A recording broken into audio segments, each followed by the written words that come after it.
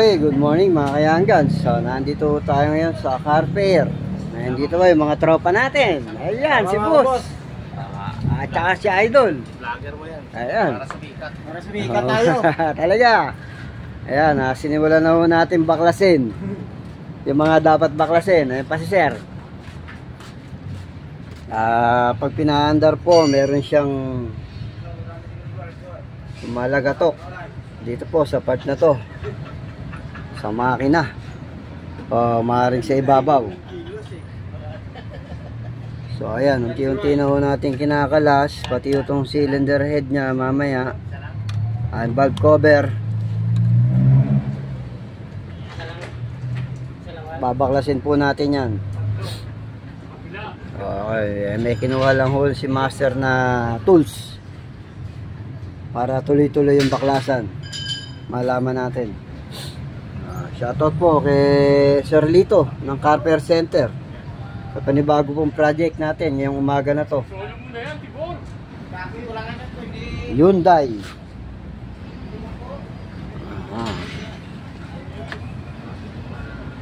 Hyundai Tucson.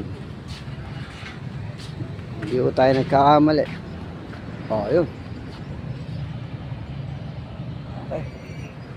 Mamaya uli pag dumating niya si master, tsaka tayo magbibideo. So ayan mga kayanggans, andito tayo sa Banawe. Nasa gilid pa lang, wala pa tayo sa sentro. Ayan, naghahanap po si master ng transmission ng Honda ESI. Okay, pagka nakakuha tayo dito makakabalik na kagad tayo. Mabilisan lang to. Abi nga. Okay.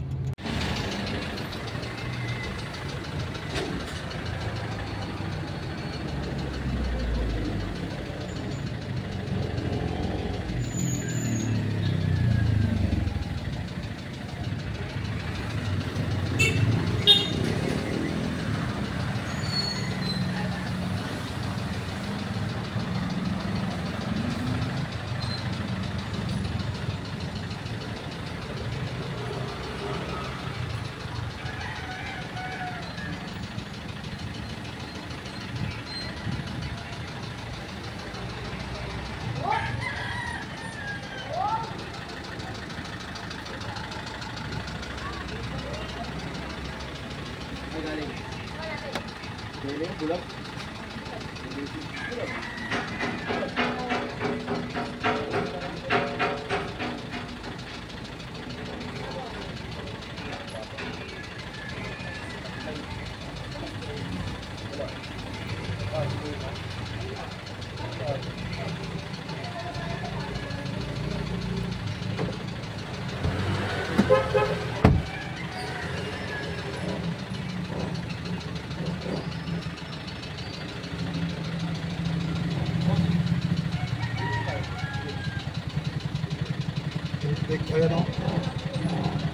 Ano? Intake manifold saka injector number 3. Anong problema na injector number 3? Cylinder 3, palitan mo yan, sira yan, may sira yan. Kaya parating ko maitim Palitan yan. Picturean mo. Ay, may picturean nga. Bigyan lang, pwede na. Kita. Okay.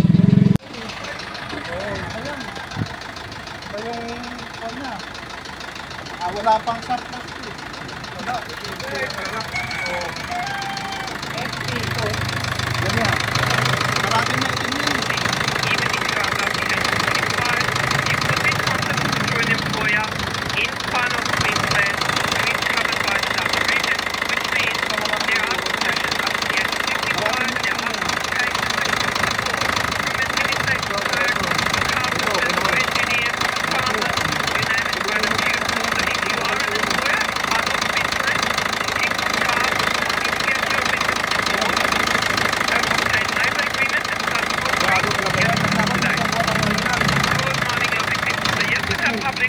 some information regarding Dharma in far north Queensland. And guess what? There is still hope for permanent residency, even if you are above the age of 45. You could be sponsored through an employer in far north Queensland who is covered by the Dharma region, which means there are concessions up to the age of 55. There are occupations across the board, from administration clerks to carpenters to engineers to farmers, you name it, quite a few. So if you are an employer in far north Queensland, you can get your business endorsed, obtain labour agreement and start sponsoring, get in touch today. Good morning, lovely people. So yesterday I published some information.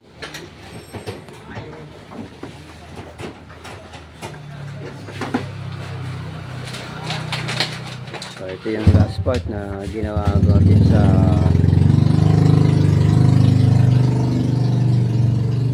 Hyundai Tucson na to. Pinapalitan po ni Master ng injector number 3. Ayan po si Idol. Ayun nagkabit.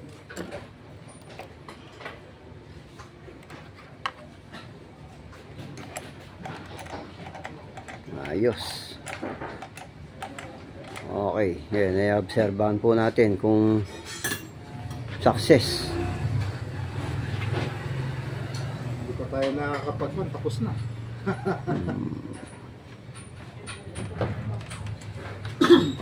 Mga ilang araw nating obserbahan yan, Idol. Mga 2 days, 3 days, mga ganon. Basta hindi na namamatay.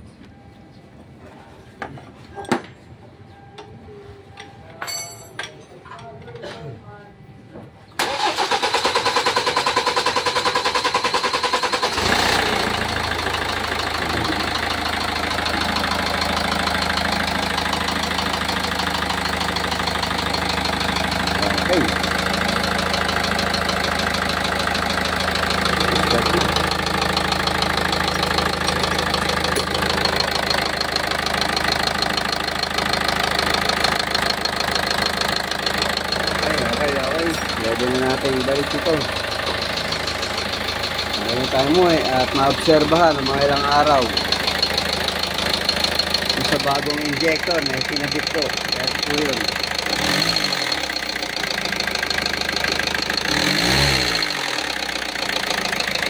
Pangatlo.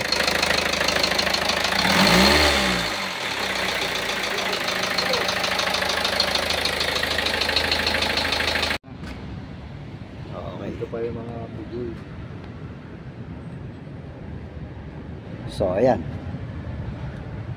Video lang po natin yung forma ng mga pyesa-pyesa. Isa-isa na ikinabit po ni Master. Mamaya naman po yung ibang detalye. Kahit pa paano nasolusyonan na po natin yung mga problema. Di ba, boss? Yes. Kaya naman, susunod nito. Subukan natin paanda rin. Sana mawala na yung tunog na sinasabi dito. Yung nagnanakin. At tama yung diagnose natin. Yun muna. May ulit. After niya. Dati nesting na ang paanda rin ng Master.